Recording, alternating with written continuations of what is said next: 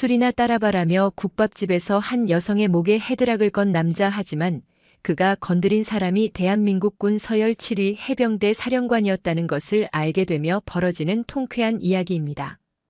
영상 시청 이전에 구독과 좋아요 부탁드리겠습니다. 저희에게 큰 힘이 됩니다. 경기도 화성, 대한민국 해병대 사령부의 심장부인 지휘통 제실 시위의 공기는 24시간 잠들지 않는 긴장으로 팽팽했다. 벽면을 가득 채운 거대한 메인 스크린에는 군사분 개선 MDL과 서해 북방한 개선의 LL 일대의 위성 지도와 각종 데이터가 쉴 새 없이 흘러가고 있었다. 수십 명의 작전 및 정보 분석관들이 각자의 콘솔 앞에서 분주하게 움직였고 그들이 만들어내는 키보드 소음과 나지막한 보고 소리가 거대한 기계의 부품처럼 맞물려 돌아갔다. 그 모든 소음과 긴장의 정점에 해병대 사령관 윤서연 중장이 서 있었다. 그녀는 팔짱을 낀 채 미동도 없이 스크린의 한 지점을 응시하고 있었다. 연평도 북동쪽 NLL을 아슬아슬하게 넘나들며 의도적인 도발을 감행하는 북한 경비정의 붉은색 아이콘이었다. 사령관님, 적 경비정, 재차 경고 통신 무시하고 NLL 남하 중입니다. 현장 지휘관 판단, 명백한 도발로 격파 사격 승인을 요청합니다. 작전처장인 준장이 흥분을 감추지 못한 채 보고했다. 일선 부대의 긴장감은 통신망을 타고 이곳 지휘통 제실까지 그대로 전해져 오는 듯했다. 당장이라도 우리 측 한 포가 불을 뿜어 저 붉은 점을 지도 위에서 지워버려야 한다는 결연한 의지가 공간을 채웠다. 그러나 윤서연은 돌아보지도 않은 채 얼음처럼 차가운 목소리로 말했다. 불어한다. 그 한마디에 작전처장의 얼굴이 굳었다. 그는 이해할 수 없다는 표정으로 반문했다. 하지만 사령관님, 현장 교전 규칙에 따르면 교전 규칙을 모르는 게 아니야. 윤서연이 그의 말을 끊었다. 그녀는 마침내 몸을 돌려 작전처장과 눈을 맞췄다. 그녀의 눈빛은 깊이를 알 수 없는 겨울 바다 같았다. 저들의 의도를 봐. 저건 교전을 하자는 게 아니야. 우리가 먼저 방아쇠를 당기게 만들어 이 모든 분쟁의 책임을 우리에게 전가하고 국제사회에 자신들의 피해를 선전하려는 얄팍한 속셈이다. 저 미끼를 무는 순간 우리는 전략적으로 패배하는 거다. 그녀는 다시 스크린으로 시선을 돌렸다. 우리 함정은 현재 위치를 고수하며 계속 경고 방송과 차단 기동을 실시한다. 절대 먼저 사격하지 마라. 대신 이 함대와 즉시 공조하여 후방에 대기 중인 유도탄 고속 한 PKG를 전진 배치시켜. 우리가 언제든 저 경비정을 수장시킬 수 있는 압도적인 힘을 가지고 있다는 것을 말 대신 눈으로 보여줘. 겁을 먹고 물러나게 만들어야지 피를 흘리는 빌미를 줘서는 안 된다. 이것이 나의 명령이다. 그녀의 판단에는 한치의 망설임도 없었다. 눈앞의 전술적 상황을 넘어 그 뒤에 숨겨진 적의 전략적 의도와 국제 정치의 역학관계까지 꿰뚫어보는 통찰력이었다. 작전처장은 잠시 입을 다물었다가 이내 자신의 섣부른 판단을 깨닫고 깊이 고개를 숙였다. 명심하겠습니다. 윤서연의 지시대로 육중한 유도탄 고속함이 북한 경비정의 레이더에 포착되자 기세등등하던 붉은 아이콘은 거짓말처럼 기술을 돌려 NLL 북쪽으로 도주하기 시작했다. 지휘통제실 안에서는 그제야 안도의 한숨이 터져나왔다. 하지만 윤서연의 표정에는 변화가 없었다. 이 살얼음판 같은 평화를 지키는 것, 그것이 지난 30년간 그녀가 매일같이 반복해온 일상이었다. 사령관 집무실로 돌아온 그녀는 육중한 문을 닫고 나서야 길게 숨을 내쉬었다. 어깨를 짓누르던 거대한 압박감이 잠시 가시는 듯 했다. 집무실은 그녀의 성격을 그대로 보여주듯 불필요한 장식 없이 단정하고 엄격했다. 책장에는 군사 전략 서적과 역사서들이 빽빽하게 꽂혀 있었고 벽에는 역대 해병대 사령관들의 사진이 걸려 있었다. 그 쟁쟁한 남자들의 사진 속에서 유일한 여성이자 현직 사령관인 자신의 사진을 볼 때마다 그녀는 기묘한 기분에 휩싸이곤 했다. 그녀는 집무실 책상에 앉았다. 책상 한편에는 가족 사진이 놓여 있었다. 해병대 출신의 무뚝뚝한 아버지, 늘 인자했던 어머니.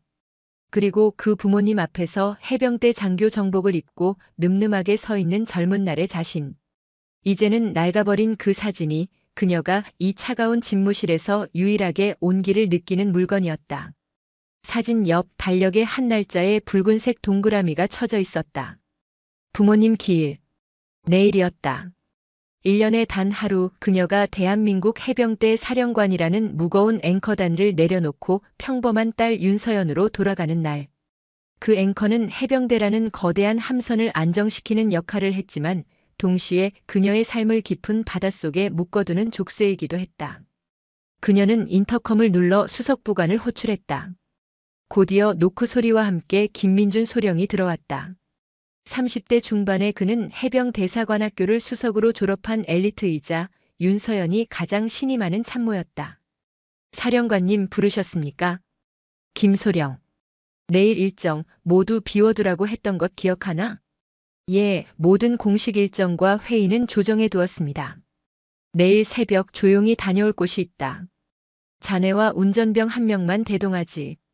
경호나 의전 차량은 필요 없다. 평범한 세단 한 대만 준비시키도록. 외부에는 나의 부재를 알리지 않는다. 알겠습니다. 이하윤 하사를 대기시키겠습니다. 사령관님의 습관과 운전 실력 모두 가장 믿을 만한 병력입니다. 좋아. 김민준 소령은 그녀의 목적지를 묻지 않았다. 그는 사령관의 유일한 사적인 날이 언제인지, 그날이 그녀에게 어떤 의미인지를 알고 있었다. 그는 조용히 경례하고 물러났다. 늦은 밤 퇴근을 위해 집무실을 나서는 윤서연의 등 뒤로 복도에서 마주치는 모든 장교와 부사관들이 칼 같은 동작으로 경례를 했다. 충성. 그들의 우렁찬 목소리와 절도 있는 동작은 그녀를 향한 절대적인 존경의 표시였지만 그 순간 그녀에게는 당신은 혼자다의 당신은 완벽해야 한다고 외치는 무언의 압박처럼 느껴졌다. 그녀는 그들의 경례를 받으며 자신의 어깨에 걸린 이 거대한 앵커의 무게를 다시 한번 실감했다. 내일 하루만큼은 이 무게를 잠시 잊고 싶었다. 다음 날 새벽 동이 트기 전의 어둠은 아직 도시의 소음을 삼키고 있었다. 해병대 사령부의 육중한 정문을 빠져나온 것은 깃발을 달고 위용을 뽐내는 지휘 차량이나 요란한 경호 차량 행렬이 아니었다. 짙은 안개 속에서 헤드라이트 불빛만 희미하게 빛내는 평범하기 그지없는 검은색 세단 한 대뿐이었다. 운전석에는 이하윤 하사가 꼿꼿한 자세로 앉아 있었다. 갓 20살을 넘긴 그녀에게 해병대 사령관을 직접 수행한다는 것은 가문의 영광이자 심장이 터질 듯한 긴장감을 안겨주는 일이었다. 그녀는 백미러로 뒷좌석을 힐끔 쳐다보았다.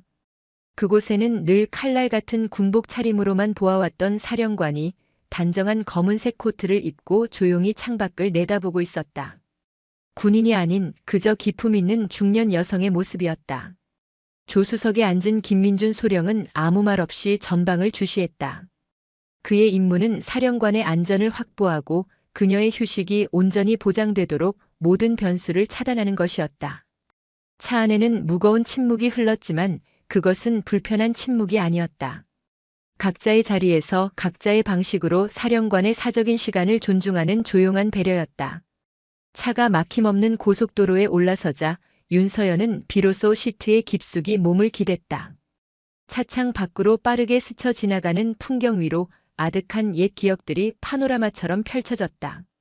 유난히 몸이 약하고 내성적이던 어린 시절. 해병대 부사관 출신이었던 아버지는 그런 그녀를 못마땅해 했다. 계집애가 그리 물러서야 쓰나. 해병은 말이야 물러서는 법을 배우지 않는다. 무뚝뚝한 아버지는 어린 딸을 붙잡고 쪼그려 뛰기를 시키거나 새벽마다 함께 뒷산을 오르곤 했다. 그때는 그 거친 사랑이 원망스러웠지만 돌이켜보면 그것이 그녀의 인생을 지탱해준 첫 번째 단련이었다. 고등학교를 졸업하고 모두의 예상을 깨고 해병 대사관학교에 지원하겠다고 했을 때 집안은 발칵 뒤집혔다. 어머니는 눈물로 반대했고 친척들은 여자가 무슨 놈의 군대냐며 혀를 찼다. 그때 묵묵히 듣고만 있던 아버지가 처음으로 그녀의 편을 들어주었다. 가라. 가서 진짜 해병이 뭔지 보여주고 와라. 대신 울면서 돌아올 생각은 마라. 내 딸은 그럴 애가 아니다. 아버지의 그 한마디가 그녀가 수많은 편견과 차별의 벽을 넘어설 수 있게 한 원동력이었다. 어느새 차는 천안 톨게이트를 지나 한적한 시골길로 접어들었다. 목적지인 공원 묘지는 아침 안개에 휩싸여 고요하고 성스러운 분위기를 자아냈다. 윤서연은 김소령과 이하사를 입구에 남겨둔 채 홀로 부모님의 묘소를 향해 걸어갔다. 아버지, 어머니, 저 왔어요. 차가운 묘비 앞에 국화꽃 한 다발을 내려놓으며 그녀는 나지막이 속삭였다. 묘비를 어루만지는 그녀의 손길은 더 이상 수십만 대군을 호령하는 사령관의 손이 아니었다. 그저 부모님을 그리워하는 평범한 딸의 손길이었다. 그녀는 지난 1년간 있었던 일들을 두서없이 털어놓았다. 군 내부의 정치적 알력, 새로운 무기 체계 도입의 어려움, 그리고 그 모든 무게를 견뎌내야 하는 자신의 고독함까지. 하지만 그녀는 불평하지 않았다. 그래도 제가 선택한 길이니까요. 아버지께서 가르쳐 주셨지 않습니까? 물러서지 않는다고. 그러니 걱정 마세요. 저 잘 해낼 겁니다. 한참 동안 묘소에 머물던 그녀는 떠오르는 아침 해를 등지고 조용히 돌아섰다. 그녀의 얼굴은 다시 해병대 사령관의 무표정한 얼굴로 돌아와 있었다. 서울로 복귀하는 길 시내를 거의 빠져나갈 무렵이었다. 윤서연의 눈에 익숙한 간판 하나가 들어왔다. 원조 아운의 할머니 순대국밥. 칠이 벗겨지고 낡아빠진 간판이었지만 그녀에게는 그 어떤 화려한 레스토랑보다 더 의미 있는 곳이었다. 이 하사, 저기 사거리에서 차 좀 세워보게. 예. 예, 알겠습니다. 이하윤 하사가 당황하며 차를 갓길에 세웠다. 김민준 소령이 의아한 표정으로 묻자 윤서연은 희미한 미소를 지으며 말했다. 소시적에 아버지 월급날이면 꼭 들르던 곳이야. 아버지가 이 집 국밥 한 그릇에 소주 한 병 비우는 게 유일한 낙이셨지. 그 맛이 아직 남아있으려나 모르겠군. 점심시간도 됐으니 여기서 요기하고 가지. 사령관의 예기치 않은 제안에 두 부하는 조금 놀랐지만 곧 그녀의 의도를 알아차렸다. 그 국밥 한 그릇은 단순한 식사가 아니라 아버지와의 추억을 완성하는 마지막 의식과도 같은 것이었다. 식당 안은 허름했지만 정갈했다. 점심시간이 살짝 지나 손님은 많지 않았다. 돼지뼈를 푹 고아낸 구수한 냄새가 가게 안을 가득 채우고 있었다. 그들은 가장 구석진 자리에 앉았다. 곧이어 투박한 뚝배기에 담긴 순대국밥 3그릇이 나왔다. 뽀얀 국물 위에 다진 양념과 들깨가루, 송송 썬 파가 고명으로 올라가 있었다. 윤서연은 말없이 국밥에 새우젓으로 간을 하고 한 숟갈 크게 떠서 입으로 가져갔다. 그 맛 그대로군. 그녀의 입가에 아주 오랜만에 진심으로 편안한 미소가 번졌다. 잠시나마 그녀는 모든 계급장과 책임을 잊고 아버지의 손을 잡고 국밥을 먹던 어린 소녀로 돌아간 듯 했다. 바로 그때였다. 출입문 쪽 테이블에 앉아있던 남자들의 시끄러운 목소리가 그녀의 짧은 평화를 무참히 깨뜨렸다. 중년 남성 서너 명이 소주병을 몇 병째 비워가며 목소리를 높이고 있었다. 그러니까 내 말이. 이번에 우리 이노테크가 개발한 신형 감시 장비, 이거 해병대 쪽에 라인만 잘 닿으면 완전 대박이라니까. 내가 말이야, 아는 장군들만 몇 명인데. 로비? 요즘 세상에 돈으로만 하는 줄 알아? 다 인맥, 의리로 하는 거지. 자신을 황 대표라고 부르게 하는 남자가 중심이 되어 떠들고 있었다. 그의 기름진 얼굴과 과장된 손짓에서는 천박한 속물근성이 뚝뚝 묻어났다. 그리고 그들의 불쾌하고 소란스러운 시선이 조용히 식사하던 윤서연의 테이블에 와서 꽂혔다. 고요했던 바다 위로 더러운 기름띠가 퍼져나가기 시작하고 있었다. 황동규 대표의 취한 눈에 윤서연의 모습은 꽤나 흥미롭게 비쳤다. 허름한 국밥집 분위기와는 어울리지 않는 단정하고 기품 있는 태도. 함께 온 젊은 남녀는 깍듯하게 그녀를 대하고 있었다. 어느 집 돈 좀 있는 사모님이 비서 데리고 바람 쐬러 나왔나? 그는 제멋대로 상상하며 음흉한 미소를 지었다. 그는 자신의 성공을 과시하는데 중독된 사람이었다. 특히 급이 있어 보이는 사람 앞에서 자신의 존재감을 드러내는 것을 즐겼다. 최 부장, 박 이사. 잠깐 저기 좀 봐. 저 사모님 보통 내기가 아닌 것 같지 않아? 저런 분들한테 우리 회사 기술력을 어필해야 사업이 더 커지는 거야. 내가 가서 명함이라도 한 장 드리고 와야겠어. 황동규가 동업자들에게 으스대며 말했다. 그들은 역시 우리 대표님은 스케일이 다르다며 시시껄렁한 아부를 늘어놓았다. 황동규는 그 말에 더욱 우쭐해져 마시다 만 소주병과 잔을 들고 자리에서 일어났다. 그가 비틀거리며 다가오는 것을 김민준 소령의 예리한 눈이 놓칠 리 없었다. 그는 즉시 몸을 살짝 틀어 어떤 상황이 발생하든 즉각적으로 사령관을 보호할 수 있는 자세를 취했다. 그의 온 신경은 황동규의 움직임 하나하나에 집중되어 있었다. 하지만 윤서연은 그를 막았다. 테이블 아래로 가볍게 손을 들어 가만히 있으라는 신호를 보냈다. 그녀는 이런 부류의 인간들을 상대하는 법을 알고 있었다. 가장 좋은 방법은 무시하는 것이었다. 황동규는 윤서연의 테이블 앞에 멈춰섰다. 그는 일부러 헛기침을 하며 자신을 주목하게 만든 뒤 최대한 신사적인 척 연기하며 입을 열었다. 실례합니다, 사모님. 이렇게 좋은 분들과 식사하고 계신데 제가 방해한 건 아닌지 모르겠습니다. 저는 저쪽에서 방위산업체를 운영하는 이노테크 대표 황동규라고 합니다. 마침 귀한 분을 뵌 것 같아 인사라도 드리고 싶어서요. 혹시 괜찮으시다면 명함 한 장 드려도 되겠습니까? 그는 꽤나 정중한 말투를 썼지만 그 속에는 내가 이 정도 되는 사람이다라는 오만함이 짙게 배어 있었다. 그는 윤서연이 자신의 직함과 방위산업체 대표라는 말에 감탄하며 호의를 보일 것이라 기대했다. 그러나 윤서연은 국밥 그릇에서 고개조차 들지 않았다. 그녀는 마치 길가의 돌멩이를 대하듯 아무런 관심도 보이지 않은 채 차갑게 대꾸했다. 관심 없습니다. 조용히 식사하고 싶으니 돌아가 주시죠. 그리고 저는 사모님이 아닙니다. 그녀의 목소리는 조용했지만 그 안에 담긴 거절의 의사는 단호했다. 황동규의 얼굴이 순식간에 굳었다. 당황스러움이 곧 분노로 바뀌었다. 감히 이 황동규 대표의 호의를 면전에서 거절해? 그는 자신의 체면이 구겨졌다고 생각했다. 이분이 정말 쌀쌀맞게 구시네. 내가 누군지 잘 모르시는 모양인데 좋습니다. 명함이 부담스러우시면 제가 드리는 이 술 한 잔만 받으시죠. 어른이 드리는 술은 받는 게 예의 아니겠습니까? 그는 이제 본색을 드러냈다. 그는 막무가내로 윤서연의 앞 그녀가 막 밥을 뜨려던 숟가락 옆에 자신의 더러운 소주잔을 탁 소리가 나게 내려놓았다. 그 행동은 더 이상 호의나 인사가 아니었다.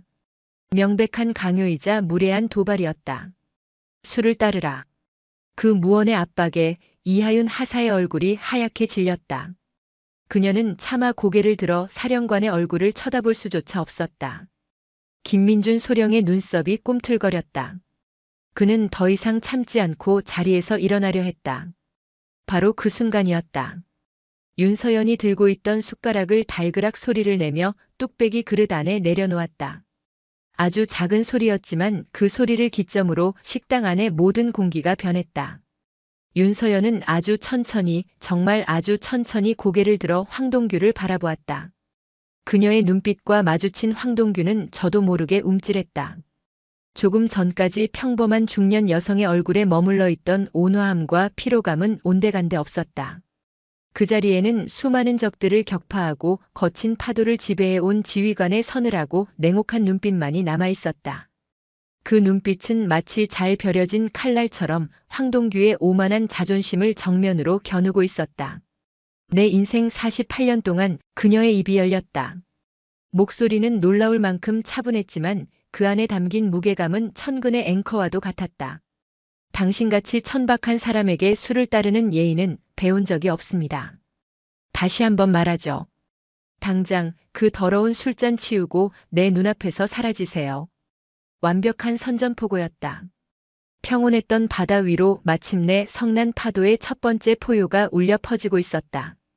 윤서연의 목소리는 뚝배기에서 피어오르던 뜨거운 김마저 얼려버릴 듯 차가웠다. 그녀의 말은 단순한 거절이 아니었다. 그것은 황동규라는 인간의 존재 자체를 부정하고 그의 오만한 세계에 균열을 내는 선언과도 같았다. 국밥집 안의 공기는 더 이상 구수한 국물 냄새가 아닌 일촉즉발의 화약 냄새로 가득 찼다. 황동규의 기름진 얼굴이 분노와 모욕감으로 시뻘겋게 달아올랐다. 감히 일개 아줌마로 보이는 여자가 이 황 대표를 상대로 훈계를 들어? 그는 이 상황을 힘으로 짓눌러 자신의 서열을 다시 확인시켜야만 했다. 이 여자가 정말 보자 하니까 겁을 상실했네. 황동규가 고함을 치며 테이블을 뒤엎으려는 듯 험악한 기세를 내뿜었다. 바로 그 순간 그의 옆에 서 있던 동업자 최진석이 나섰다. 그는 황동규의 폭력적인 성향을 누구보다 잘 알았고 일이 커지기 전에 자신이 나서서 상황을 정리하는 것이 이롭다고 판단했다. 하지만 그의 방식은 훨씬 더 교활하고 악질적이었다. 그는 험악해진 분위기를 풀어보려는 듯 능글맞은 미소를 지으며 윤서연에게 한 걸음 더 다가섰다. 아이고, 대표님 진정하십시오. 이 사모님께서 아직 세상 물정을 잘 모르셔서 그런 것 같은데 제가 잘 말씀드려 보겠습니다. 그는 말로는 황동규를 말리면서 행동으로는 윤서연을 압박했다. 그는 마치 대단한 선심이라도 쓰는 척하며 윤서연의 어깨에 자신의 손을 턱 하고 올렸다.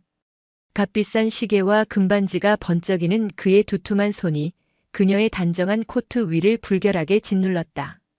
명백한 성희롱이자 상대의 동의 없이 몸에 손을 대는 물리적인 폭력이었다. 사모님, 우리 황동규 대표님이 그냥 동네 아저씨가 아니십니다. 대한민국 국방 R&D를 이끌어가는 분이에요. 장군님 별들하고 매일같이 소주잔을 기울이는 분이라고요. 사모님께서 이렇게 뻣뻣하게 구시면 옆에 계신 젊은 분들 앞날까지 막힐 수가 있어요. 좋게 웃으면서 푸시죠? 네. 그의 손은 이제 그녀의 어깨를 은근히 그리고 끈적하게 주무르기 시작했다.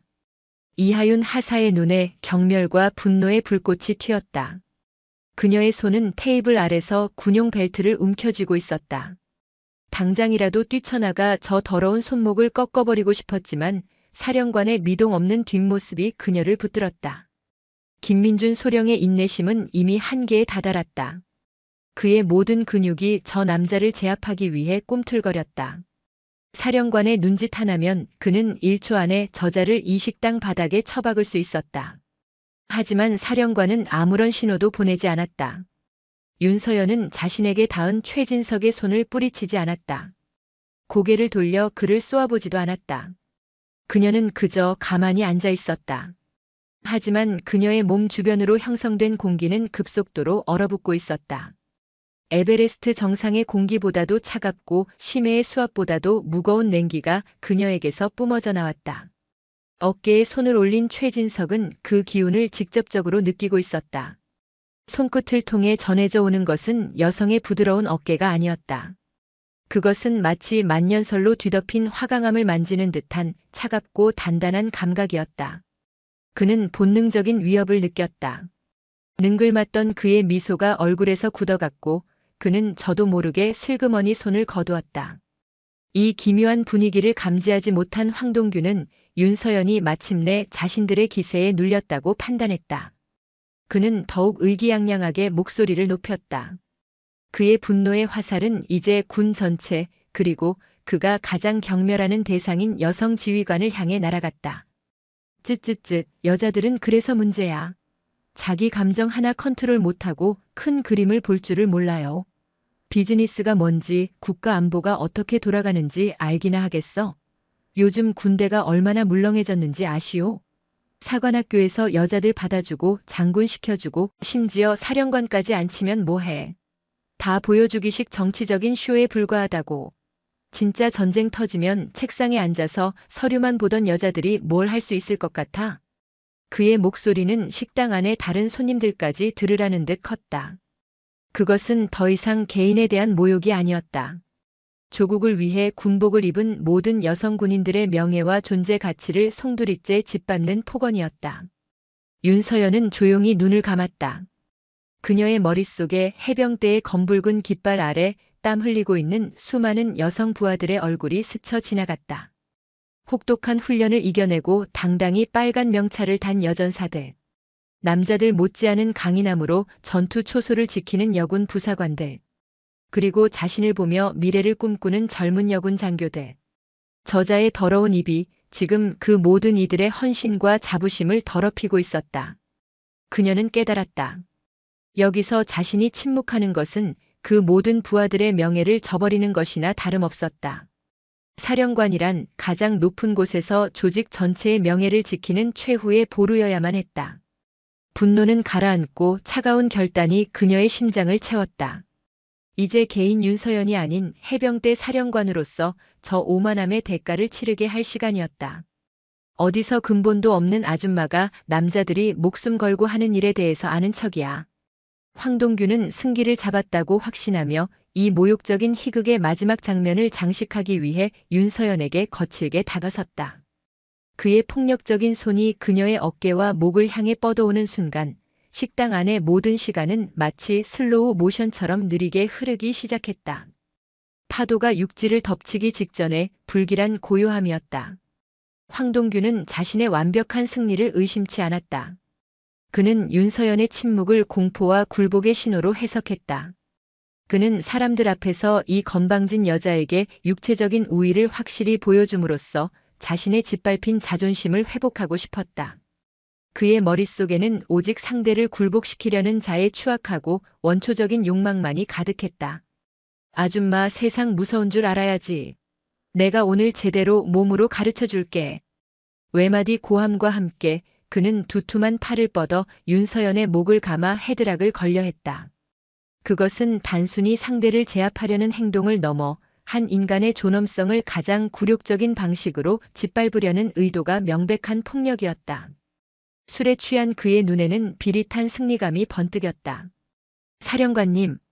김민준 소령이 외치는 소리와 이하윤 하사가 자리에서 튀어나가는 움직임이 동시에 일어났다. 식당의 다른 손님들은 경악하며 숨을 삼켰고 누군가는 저도 모르게 작은 비명을 질렀다. 황동규의 팔이 윤서연의 목덜미에 닿아 그녀의 머리를 거칠게 자신의 팔 안으로 끌어당기려는 바로 그 순간이었다. 모든 것이 폭발하기 직전의 그 찰나. 세상의 모든 움직임이 멈춘 듯한 그 찰나. 윤서연의 몸은 저항하지 않았다. 오히려 유영하듯 황동규가 끌어당기는 힘의 방향 그대로 몸을 맡겼다. 그의 팔이 자신의 목을 감싸는 순간 그녀는 몸을 살짝 비틀어 공간을 확보함과 동시에 번개처럼 솟구친 손바닥으로 그의 턱을 아래에서 위로 강하게 쳐올렸다. 군더더기 없는 완벽한 자세의 장타. 온몸에 체중을 실어 턱 관절과 경추가 만나는 지점의 급소를 정확히 가격한 일격이었다. 컥. 황동규의 입에서 비명이 아닌 둔탁한 무언가가 부서지는 듯한 소리가 터져나왔다. 뇌가 머릿속에서 흔들리는 끔찍한 충격. 순간적으로 그의 시야가 새하얗게 전멸했고 온몸의 신경이 마비되는 듯 했다. 목을 감아쥐고 있던 팔에서 힘이 풀려나갔다. 윤서연은 그 0.1초의 무중력 상태를 놓치지 않았다. 그녀는 헤드락에서 물 흐르듯 빠져나오며 동시에 황동규의 팔을 낚아챘다. 그리고 그의 몸을 자신의 등 쪽으로 끌어당겨 회전시키는 동시에 자신의 오른발을 그의 다리 사이에 깊숙이 집어넣어 그의 중심을 완벽하게 무너뜨렸다.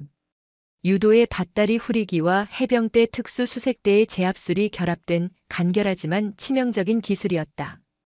육중한 황동규의 몸이 종이 인형처럼 힘없이 공중으로 떠올랐다. 그의 눈에는 자신이 왜 하늘을 보고 있는지 이해할 수 없다는 당혹감이 스쳤다. 그리고 다음 순간 그의 등은 중력의 법칙에 따라 가차없이 식당 바닥으로 내리꽂혔다. 쿠당탕. 테이블이 엎어지고 뚝배기와 접시들이 공중으로 날아올랐다가 바닥에 떨어지며 산산조각 났다.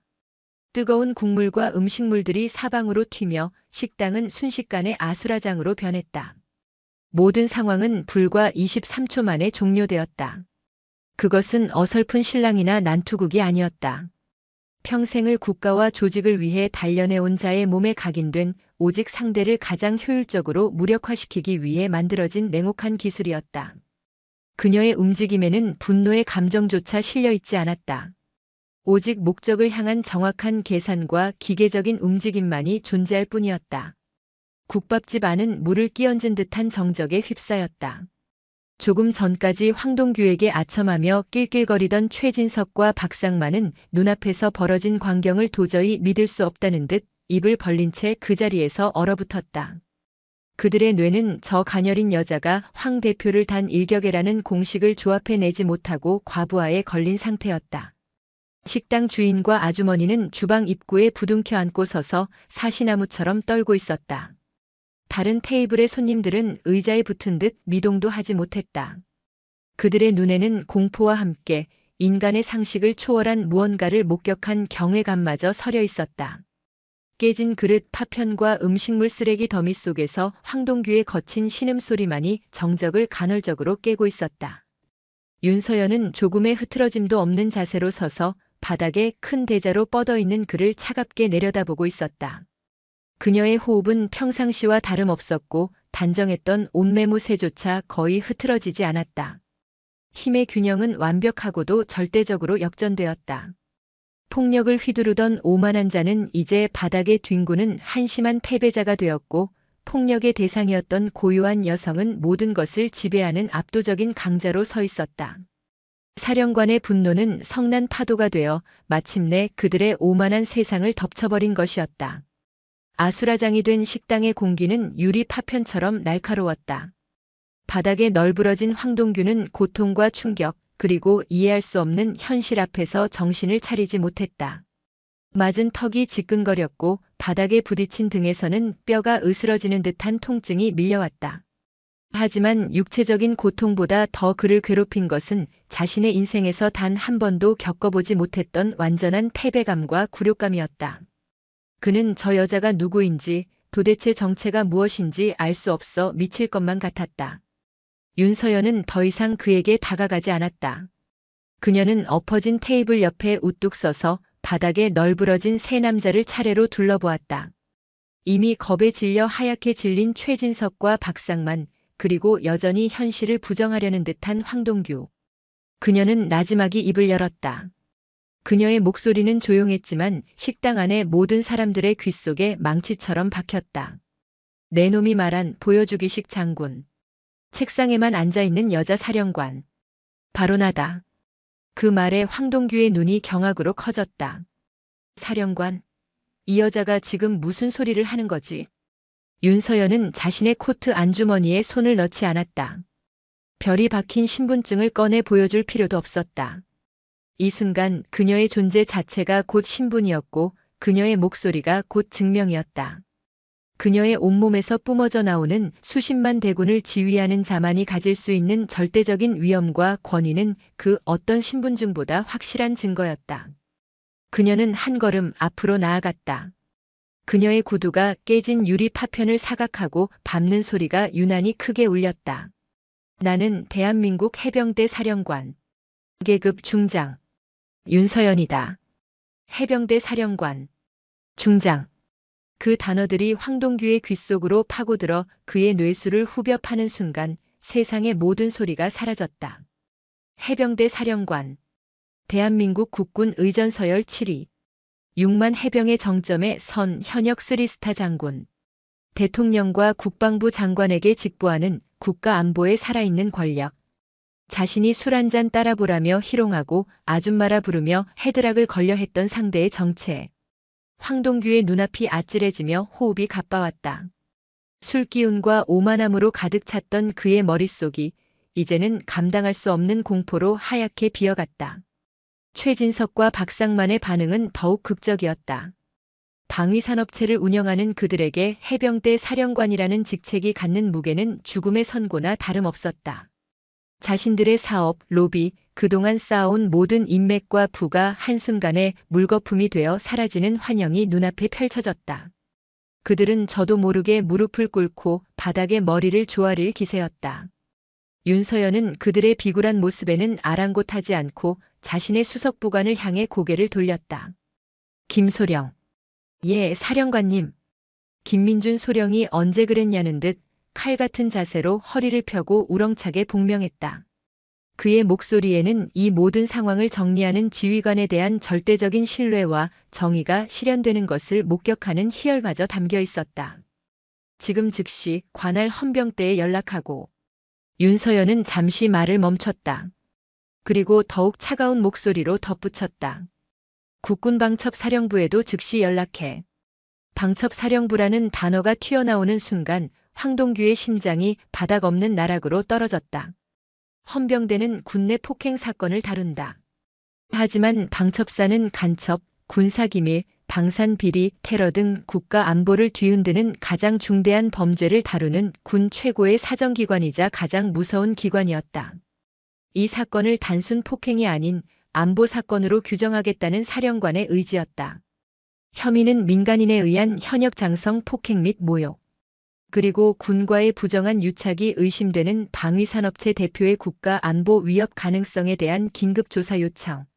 저 3명의 신병을 즉시 확보하고 그들이 운영하는 이노테크라는 회사에 대한 압수수색 영장 발부를 신속하게 준비하라고 전하도록. 그것은 명령이자 선고였다. 자신의 사적인 모욕을 국가 안보와 군의 명예를 바로 세우는 거대한 전쟁의 서막으로 만들어버리는 사령관의 무서운 결단이었다. 윤서연은 바닥에 완전히 넋이 나간 채 주저앉아 있는 황동규를 향해 마지막으로 조용히, 그러나 그 어떤 고함보다도 무겁게 말했다. 내 놈이 오늘 건드린 것은 나 윤서연이라는 한 개인이 아니다. 그녀는 흐트러짐 없는 시선으로 그를 꿰뚫으며 말했다. 내 놈이 오늘 모욕하고 폭력을 휘두른 대상은 내가 입고 있는 이 군복이자 나와 내 6만 부하들이 목숨을 걸고 지키는 신성한 조직, 바로 대한민국 해병대 그 자체다. 그 순간 식당 밖에서 여러 종류의 사이렌 소리가 뒤섞여 마치 성난 파도가 포효하듯 이 작은 국밥집을 향해 빠르게 몰려오기 시작했다. 허름한 국밥집을 중심으로 반경 100m는 순식간에 보이지 않는 거대한 벽으로 둘러싸였다. 먼저 도착한 헌병들이 노란색 통제선을 설치하며 외부인의 접근을 막았고, 뒤이어 도착한 검은색 세단들에서는 위압적인 분위기의 사복 차림 사내들이 쏟아져 나왔다. 국군방첩사령부. 군 최고의 사정기관이자 음지에서 국가를 보위한다는 그들의 등장만으로도 사건의 성격은 완전히 변해버렸다. 방첩사 요원들의 움직임은 소리 없이 기민했다. 그들은 헌병들처럼 우렁차게 외치거나 위압적으로 행동하지 않았다. 하지만 그들의 차가운 눈빛과 절도 있는 움직임은 현장의 공기를 더욱 무겁게 짓눌렀다. 한 팀은 식당 내부의 증거를 확보하고 다른 한 팀은 겁에 질린 식당 주인과 직원, 손님들을 격리하여 조용히 그러나 집요하게 초기 진술을 확보하기 시작했다. 그들의 최우선 임무는 단순 폭행 사건의 진실 규명이 아니었다. 해병대 사령관이 민간인에게 폭행당한 사건이 외부로, 특히 언론으로 새어나가는 것을 완벽하게 차단하고 이 사건을 안보의 관점에서 재구성하는 것이었다. 그 모든 혼돈의 중심에서 윤서연은 조금 전에 일은 없었다는 듯 평온한 얼굴로 자신의 차량 뒷좌석에 앉아 있었다. 김민준 소령이 건네준 따뜻한 물수건으로 손을 닦으며 그녀는 방첩사 현장 지휘관의 보고를 받고 있었다. 사령관님, 피의자 3명 전원 신병 확보 완료했습니다. 현재 별도의 차량으로 압송 중이며 이들의 모든 통신기기는 확보하여 디지털 포렌식에 착수했습니다. 또한 이노테크 본사 및 관련자들의 자택에 대한 압수수색 영장도 방금 발부되었습니다. 동시다발적으로 진입할 예정입니다. 수고했다. 나는 지금 바로 사령부로 복귀하겠다. 이번 사건의 조사는 전적으로 방첩사에 일임한다. 다만 내가 최고 위급 참고인으로서 직접 진술해야 할 부분이 있다면 언제든 협조하겠다. 한 가지 원칙만 지켜주길 바란다. 이번 사건을 개인에 대한 폭행으로 축소하지 마라. 군의 기강과 국가 안보의 관점에서 한 점 의혹 없이 철저하게 파헤쳐 주길 바란다. 명심하겠습니다, 사령관님. 윤서연을 태운 차량은 요란한 사이렌 소리 대신 조용한 에스코트와 함께 어둠 속으로 사라졌다. 그녀가 떠난 자리에 남은 것은 이제 막 시작된 거대한 수사의 서막과 그 소용돌이에 휘말린 자들의 절망뿐이었다. 방첩사령부의 지하조사실. 차갑고 밀폐된 공간은 인간의 가장 나약한 부분을 끄집어내는 힘이 있었다. 황동규는 그곳에 홀로 앉아 있었다. 술은 이미 깼고 폭행의 충격도 희미해졌다. 그 자리를 채운 것은 오직 현실을 부정하고 싶은 거대한 공포였다. 그는 여전히 상황을 제대로 파악하지 못하고 있었다. 내가 술김에 실수 좀 한 걸 가지고 무슨 나라를 팔아먹은 놈처럼 이건 명백한 과잉 수사야. 내 인맥을 동원하면 변호사를 부르면 그는 애써 스스로를 위로했지만 조사실에 무거운 철문이 열리고 조사관이 들어서는 순간 그의 모든 허세는 모래성처럼 무너져 내렸다. 조사관은 폭행 사건에 대해서는 단 한마디도 묻지 않았다. 그는 두꺼운 서류 뭉치를 황동규의 앞에 던지듯 내려놓았다. 황동규 씨, 지금부터 당신은 폭행 피의자가 아닙니다. 군납비리 및 뇌물 공여 혐의의 핵심 피의자 신분으로 조사를 받게 될 겁니다. 무슨 소리요? 나는 폭행 혐의로. 입 다무세요. 조사관의 목소리는 얼음장 같았다. 이건 당신 회사 이노테크의 지난 5년간의 회계 장부와 내부 거래 내역입니다. 당신이 자물쇠라는 명목으로 전직 장성들에게 얼마를 뿌렸는지, 기술 개발비로 위장해 얼마의 비자금을 조성했는지 우리가 당신보다 더 잘 알고 있습니다. 그리고 이건 당신이 납품한 감시장비의 성능시험 평가 보고서입니다. 여기 명시된 성능, 다 허위 아닙니까? 불량 부품을 쓰고도 서류를 조작해 수십억의 부당이득을 챙겼죠. 이래도 발뺌하시겠습니까? 황동규의 눈앞이 캄캄해졌다. 그가 수년간 비밀스럽게 쌓아왔던 비리의 성이 불과 몇 시간 만에 발가벗겨져 눈앞에 펼쳐져 있었다. 국밥집에서의 사건은 그저 방아쇠에 불과했다. 방첩사는 이미 오래전부터 자신과 자신의 회사를 주시하고 있었던 것이다. 그리고 해병대 사령관을 건드렸다는 그 무엇과도 바꿀 수 없는 명분을 그들 손에 쥐어준 것이다. 그는 거대한 덫에 제 발로 걸어 들어온 어리석은 짐승이었다. 말도 안 돼, 이건 음모야. 윤서연, 그 여자가 나를. 윤서연 사령관님의 이름을 함부로 입에 올리지 마시죠. 조사관이 그의 말을 잘랐다. 사령관님께서는 당신 같은 버러지에게 개인적인 감정 따위는 없습니다. 그분은 오직 군의 명예와 국가 안보만을 생각하실 뿐입니다. 당신은 그 신성한 가치를 더럽힌 대가를 치르게 될 겁니다. 이제 선택하세요. 모든 것을 자백하고 수사에 협조해서 죄를 조금이라도 덜 것인지, 아니면 끝까지 버티다가 당신과 엮인 모든 사람들과 함께 공멸할 것인지. 황동규는 무너져 내렸다. 그의 눈에서 뒤늦은 후회와 공포의 눈물이 흘러내렸다. 작은 국밥집에서 시작된 그의 오만하고 어리석은 객기는 이제 그의 인생 전체를 집어삼킬 거대한 쓰나미가 되어 돌아오고 있었다. 그리고 그 쓰나미의 가장 높은 파도 위에는 성난 바다의 화신과도 같은 윤서연 사령관이 서 있었다. 다음 날 아침 대한민국은 그야말로 발칵 뒤집혔다. 방첩사의 철저한 통제에도 불구하고 정보는 쥐가 새는 벽처럼 언론으로 흘러나갔다. 하지만 그 내용은 윤서연이 가장 우려했던 방식이었다. 단독 해병대 사령관, 민간인과 식당서 시비 끝에 전치 8주 폭행 과잉 대응 논란. 이노테크 황 대표 측 일방적 폭행군 장성의 갑질 횡포 주장. 기사는 교묘하게 편집되어 있었다.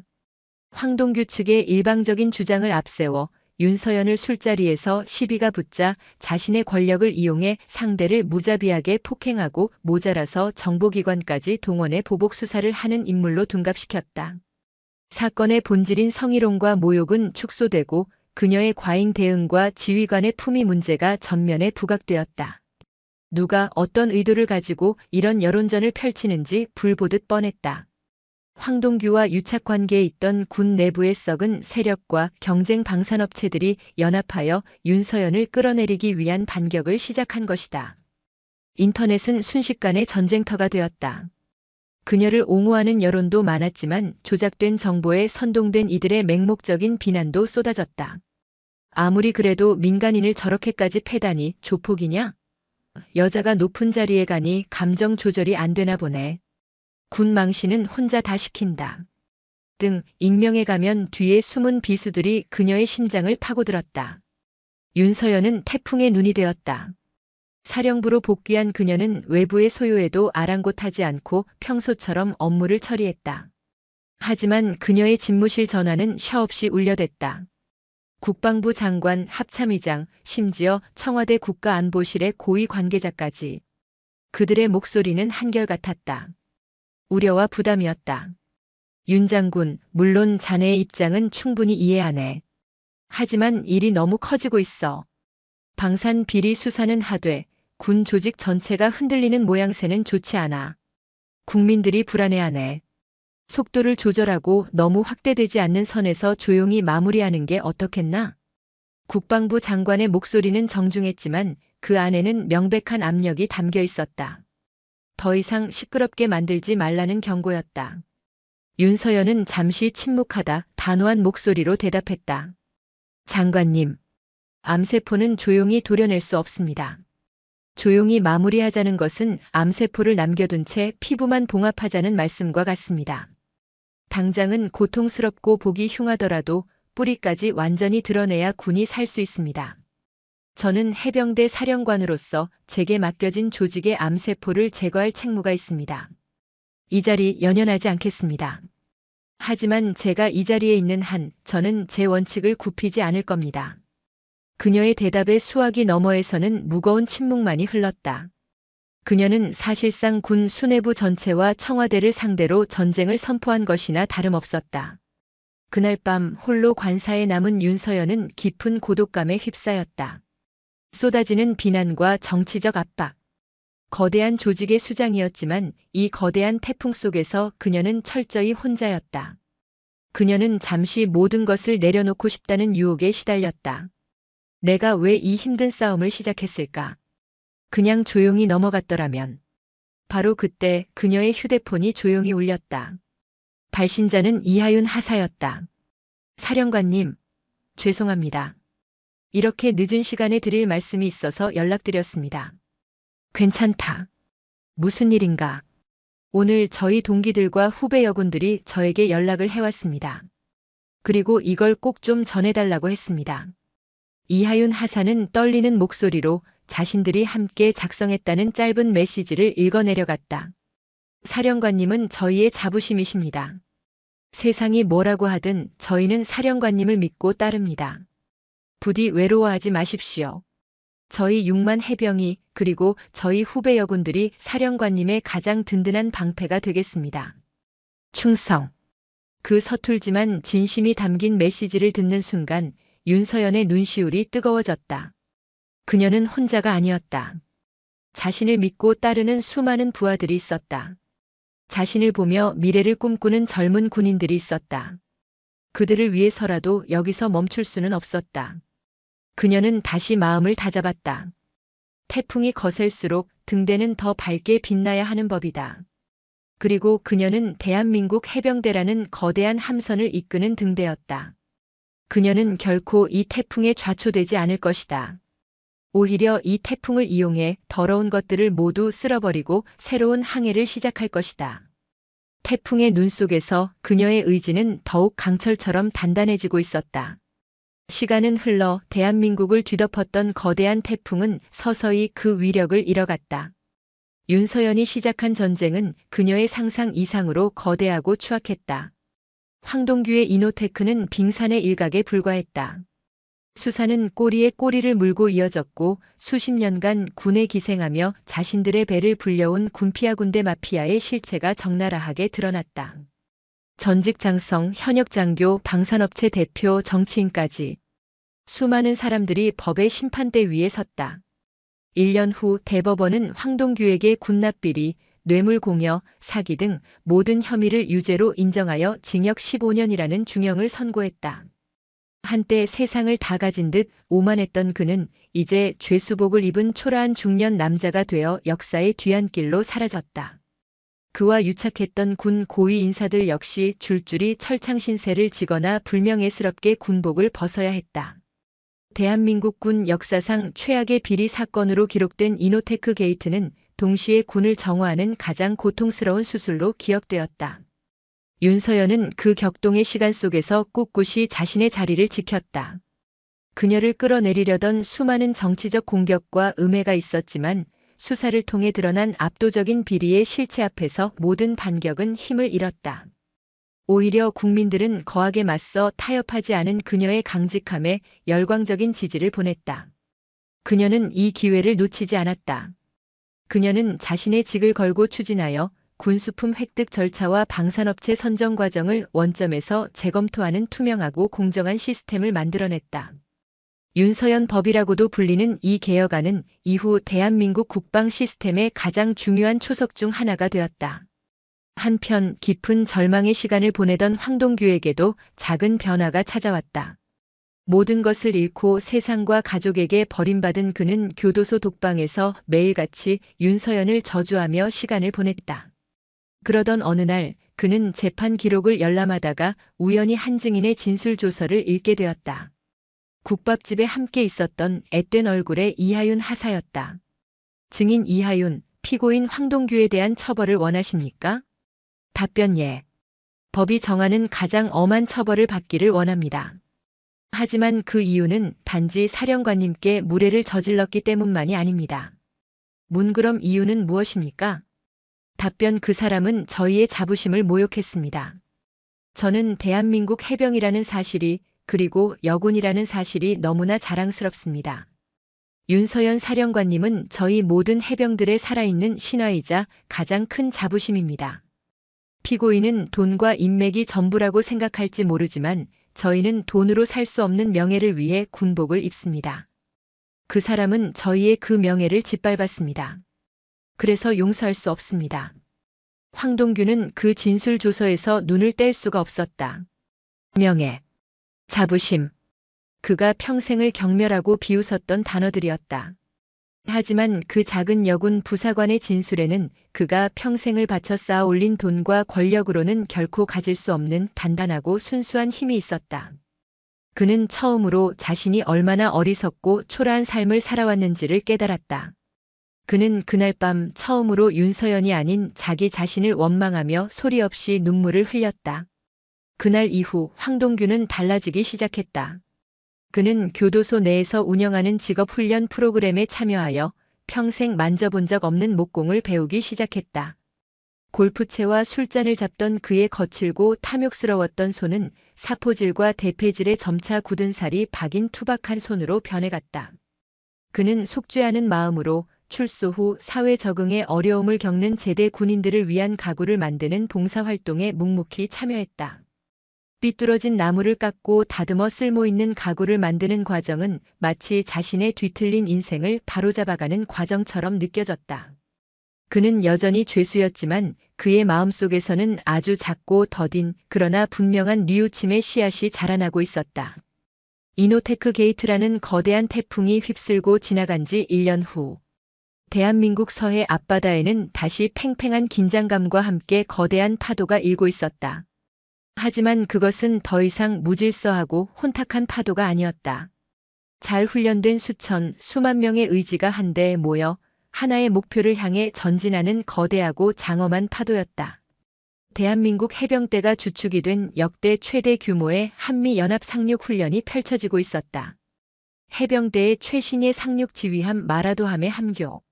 거대한 통유리 너머로 장관이 펼쳐져 있었다. 수십 척의 상륙함에서 쏟아져 나온 신형 상륙 장갑차들이 하얀 물보라를 일으키며 해안을 향해 돌격하고 있었고 하늘에서는 해병대 항공단의 마리논 헬기들이 엄호 비행을 펼쳤다. 그 모든 광경을 해병대 사령관 윤서연 중장은 지휘석에 앉아 말없이 지켜보고 있었다. 그녀의 옆에는 미 해병대 제3기동군 사령관인 미군 중장이 함께 서서 감탄을 금치 못하는 표정으로 말했다. 놀랍습니다, 윤 장군님. 대한민국 해병대의 작전 수행 능력은 정말 인상적이군요. 특히 저 신형 상륙 장갑차는 성능이 완벽하군요. 윤서연은 옅은 미소를 지으며 대답했다. 감사합니다, 장군님. 우리 6만 해병들의 땀과 헌신이 만들어낸 결과입니다. 그녀의 말은 겸손했지만 그 안에는 깊은 자부심이 서려 있었다. 1년 전 그녀가 국방부와 싸워가며 지켜낸 예산으로 도입된 신형 상륙 장갑차들이 지금 눈앞에서 완벽한 성능을 증명해 보이고 있었다. 그녀가 피 흘리며 이뤄낸 군 개혁의 성과가 이제 대한민국 안보의 가장 강력한 창과 방패가 되어 눈앞에 펼쳐진 것이다. 훈련은 한치의 오차도 없이 진행되었다. 그녀의 지휘 아래 대한민국 해병대는 그 어느 때보다 강하고 투명하며 명예로운 조직으로 다시 태어나고 있었다. 그녀는 더 이상 최초의 여성 사령관으로 불리지 않았다. 그저 가장 신뢰받고 존경받는 해병대 사령관 윤서연으로 존재할 뿐이었다. 사령관님. 그때 김민준 소령이 조용히 다가와 편지 한 통을 내밀었다. 교정본부에서 온 서신입니다. 교도소에서 온 편지. 윤서연은 발신인의 이름을 확인하고 잠시 눈을 감았다. 황동규. 이미 그녀의 기억 속에서 희미해져 가던 이름이었다. 그녀는 편지를 받아들고 함교의 소음에서 벗어나 조용한 구석으로 향했다. 편지지는 쌌지만 그 안에 담긴 글씨는 놀라울 만큼 단정했다. 한자 한자 수없이 고쳐 쓴 흔적이 역력했다. 윤서연 사령관님께. 이 편지를 쓰기까지 1년이라는 시간이 걸렸습니다. 죄수 신분으로 사령관님의 이름을 부르는 것조차 제게는 과분한 일임을 알기에 수백 번을 망설였습니다. 저는 이곳에서 많은 것을 잃었습니다. 제가 평생을 바쳐 쌓아 올렸다고 믿었던 돈, 인맥, 명성, 그리고 가족까지. 모든 것이 신기루처럼 사라졌습니다. 처음에는 세상을 원망했고 저를 이 나락으로 떨어뜨린 사령관님을 저주했습니다. 하지만 시간이 지나고 어둠 속에서 홀로 제 자신을 돌아보게 되면서 깨닫게 되었습니다. 저를 무너뜨린 것은 사령관님이 아니었습니다. 제 안의 탐욕과 오만 그리고 비겁함이었습니다. 저는 평생을 이기는 것이 전부라고 믿고 살아왔습니다. 남을 밟고 속이고 빼앗아서라도 정상에 오르는 것이 성공이라고 착각했습니다. 그러던 중 재판 기록에서 이하윤 하사라는 젊은 여군의 진술을 읽게 되었습니다. 그 군인은 저를 용서할 수 없는 이유가 제가 명예를 짓밟았기 때문이라고 했습니다. 그 순간 저는 거대한 망치로 머리를 맞은 듯한 충격을 받았습니다. 명예. 제가 평생을 경멸하고 비웃었던 돈 안 되는 뜬구름 같은 단어였습니다.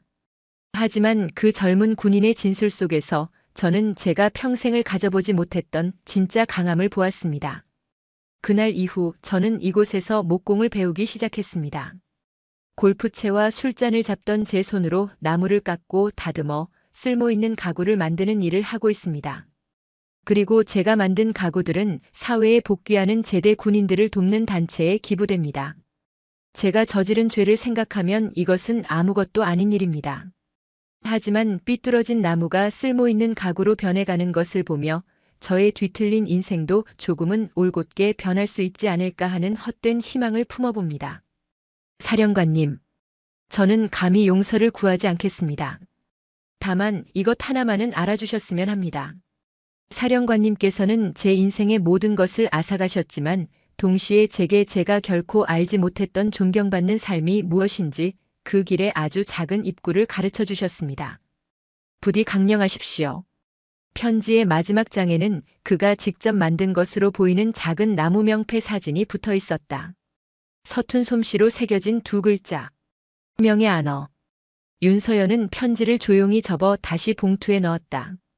그녀의 얼굴에는 그 어떤 감정도 드러나지 않았다. 승리자의 통쾌함도 패배자를 향한 동정도 없었다. 그저 깊고 고요한 바다와 같은 평온함만이 감돌았다. 그녀는 다시 함교의 지휘석으로 돌아왔다. 통일이 넘어 해안에 성공적으로 상륙한 해병대원들이 승리의 함성을 지르며 목표 지점을 향해 달려가고 있었다. 저 늠름한 젊은이들. 그들의 가슴 속에 살아있는 명예와 자부심. 그녀가 진정으로 지키고 싶었던 것은 바로 저것이었다. 황동규의 처벌이나 비리 세력의 척결은 전쟁의 결과일 뿐 승리 그 자체는 아니었다. 진정한 승리는 썩은 것을 도려낸 자리에 새로운 희망의 씨앗이 자라나는 것을 확인하는 것이었다. 어둠 속에서 길을 잃었던 한 인간이 명예라는 두 글자를 자신의 손으로 새기게 만드는 것. 그것이야말로 그 어떤 군사적 승리보다 값진 그녀가 이뤄낸 가장 위대한 승리였다. 사령관님 보십시오.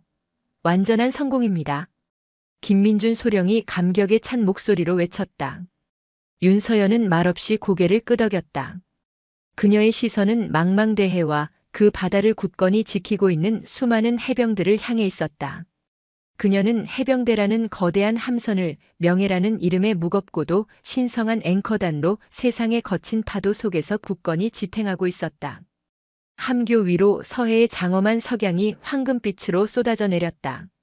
그 빛을 받은 그녀의 얼굴에 아주 오랜만에 진정으로 평화롭고 충만한 미소가 번졌다. 그것은 한 개인의 승리가 아닌 시대의 정의가 그리고 불굴의 신념이 마침내 이뤄낸 가장 눈부시고 찬란한 승리의 깃발이었다.